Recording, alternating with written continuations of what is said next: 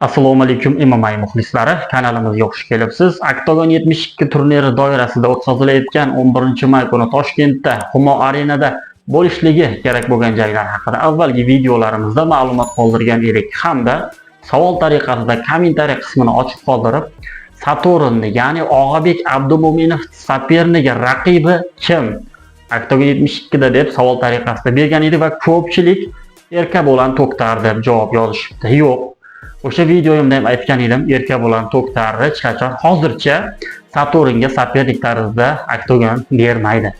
Chunki Saturnda hozirgi pog'onasi bilan Erkabo'lan To'xtar o'rtasidagi pog'onada hozircha farq bor va bu hozircha.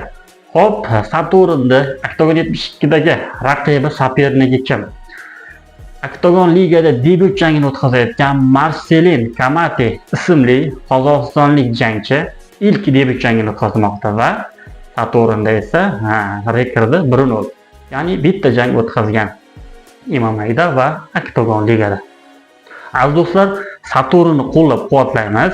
Saturn olg'a deb pastga kommentariy qismida yozib qoldiring. Chunki o'sha O'zbekiston nomidan chiqayotgan ushbu jangchimizga omadlar tilab qolamiz va boshqa jangchilarimizga ham Xudo xohlasa omad tilab qolamiz. Ushbu Octagon 72 jonli efirni ko'rmoqchi bo'lsanglar, pastda Telegram kanali qoldiraman.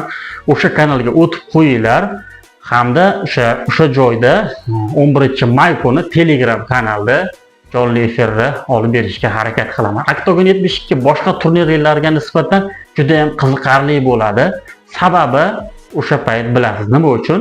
Chunki shou tarzida juda ham qiziqarli bo'ladi. Misol uchun ko'pchilik taniydigan Erik ismli, bilasiz, bloger bor. Ya'ni Erali, kichkinagina bolacha bor-ku, o'sha bloger ham o'sha Octagon 72 da jang qiladi do'stlar.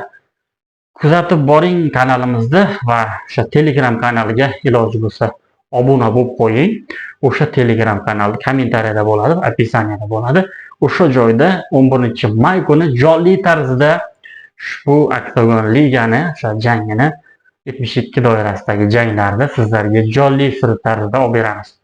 Va pastda kommentariyada Saturn olg'a deb yozib qo'yishni unutmang do'stlar.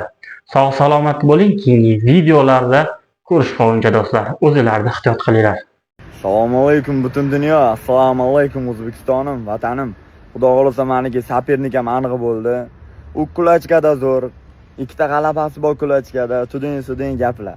Do'stlar, meni Alloh qo'llab turdi. Xudo xolasa inshaalloh 11-may kuni, 11-may oqshomida men nima uchun bu yerdaligimda Alloh qo'llab turganda bandasi xo'rla olmasligini yana bir martaga isbotlayman inshaalloh.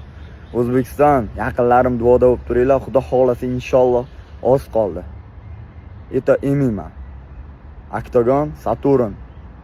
Yangi davr, Octagon liga qiroli bo'ri yurishini davom etadi inshaalloh. To'lka gaz, bazara yo'q.